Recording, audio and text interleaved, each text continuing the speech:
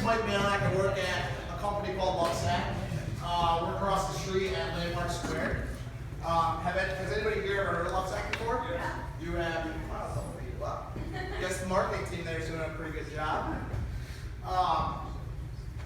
So Lovesac, for people who don't know about it, started in 1995 when our company founder and CEO, Sean Nelson, thought it would be cool to make the world's biggest foam-filled, non-beanbag chair.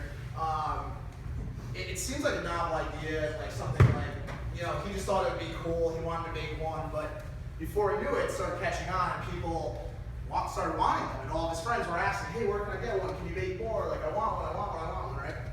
And it blew up. So after establishing the company in '98, Sean got a huge boost by winning Fox's Rebel Billionaire, hosted by Richard Branson. He won the show. He beat out the Spanx lady. Everybody, name Blakely, right? Beat the Spanx lady. Beat the Spanx off the Spanx lady. Secured a $1 million investment in Lovesac from Richard Branson. So that's pretty cool, right? This would be the beginning of kind of a long line of celebrity endorsements for Sean and for the Lovesac brand.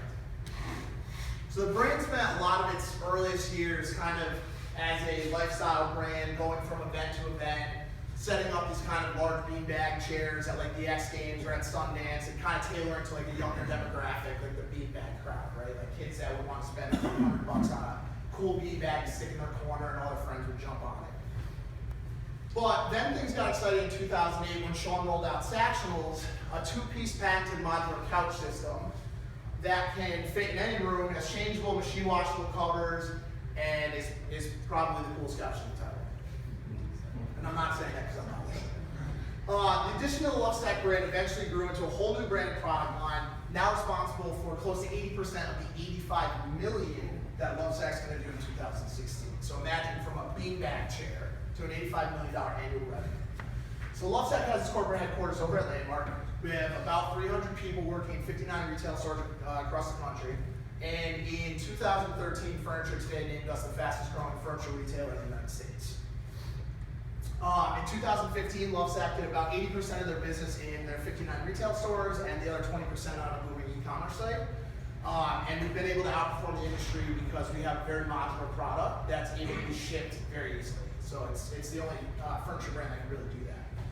Up until 2015, Lovesac utilized traditional marketing methods, catalog, digital ads, email, but we had tiptoed around social media because we didn't see it really vying as a powerful channel for sales, for conversion, even for acquisition and awareness.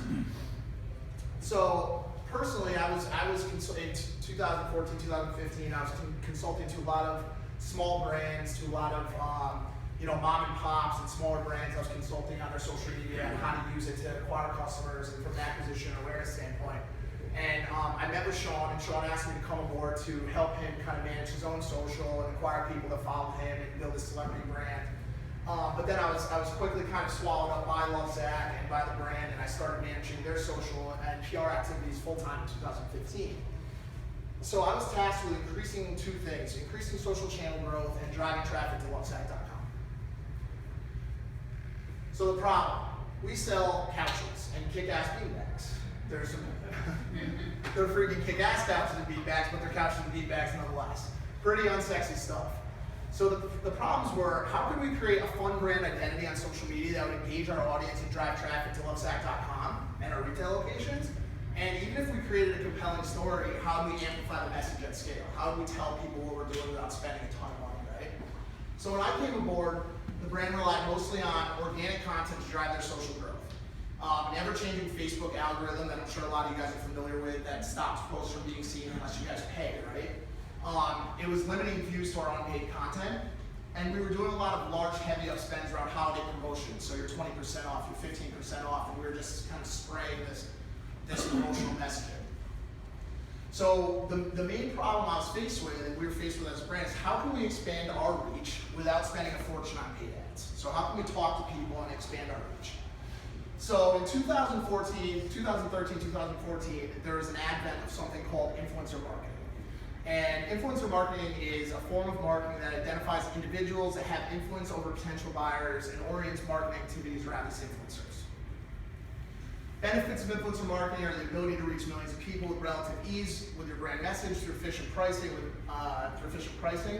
An opportunity to drive massive amounts of direct traffic, and having your branded message delivered to a large audience with the backing of a trusted third party.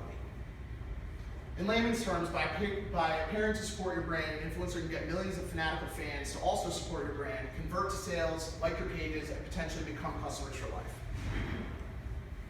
Does anybody know what that is? It says it, but do you guys know what John Marcus is? You do? You guys know shit? So she looks like a girl that's serving you shots at Hudson on a Friday night, right? Like she's gonna come up with a tray, right? Or she could be running a 90+ sellers promo at Val's Bucket Wine and Liquors. Like she's just some rando, right? But people who work with social influencers like me know Jen is the queen. She has, at last count, 15.8 million YouTube subscribers, 3.7 million on Instagram, and 4 million on Twitter, and clicks in the billions. Jenna brings in an estimated $4 million a year of endorsements and YouTube partnership. She can easily propel any brand or product, help them grow their social followings, and drive tons of traffic to site.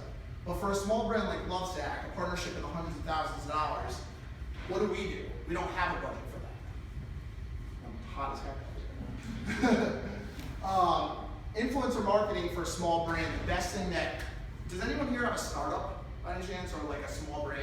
I know you do, we spoke earlier, you do. Is anybody working on a smaller brand trying to get the word out there? Yeah?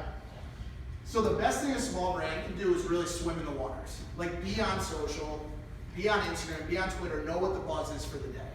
All the things that you think are foolish, like Beyonce, her track that got released before Super Bowl, right?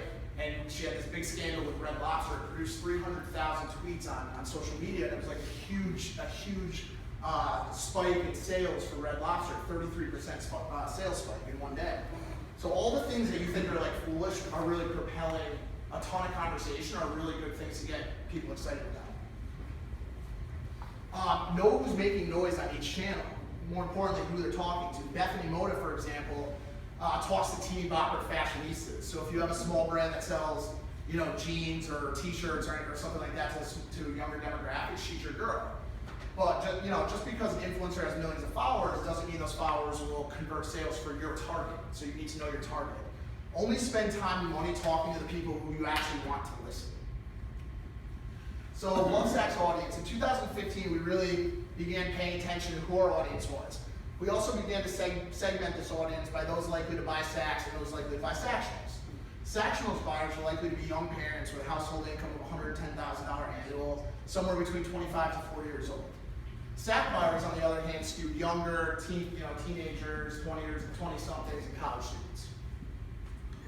So here's a case from Lovesac. So in the summer of 2015, we searched for someone to help us drive forward our Roots campaign, which was focused heavily on sacks. We know we wanted to drive traffic to site, and we wanted to drive traffic for a one-day aggressive flash sale where we reduced prices by 50%.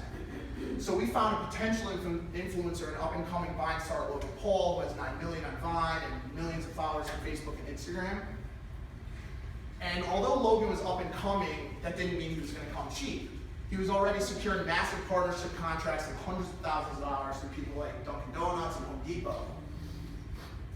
But luckily for us, Logan loved our product so much that he was willing to work for product only. Through Instagram giveaway to his fans and a tweet days later, we saw massive channel growth on Twitter and Instagram and thousands of visitors to Lovesac.com.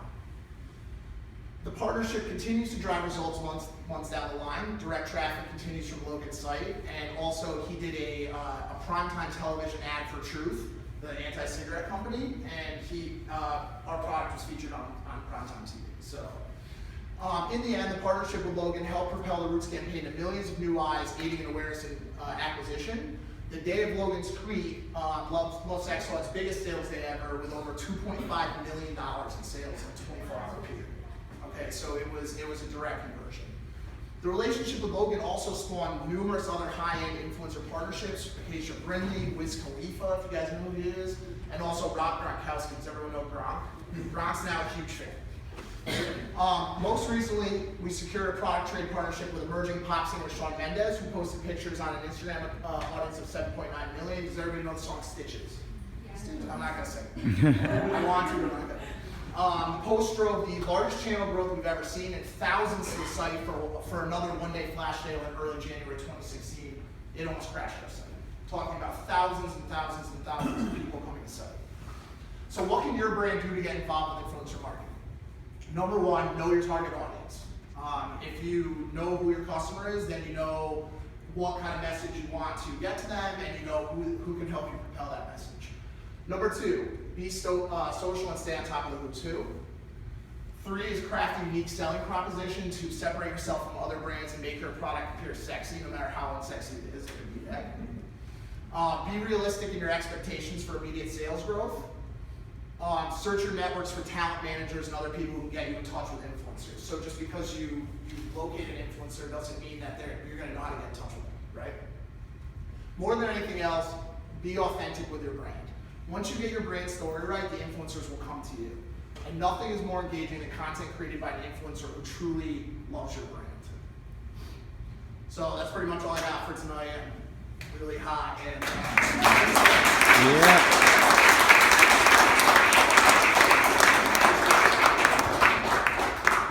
Luckily we have ice cream for you. I know. Slide up a storm.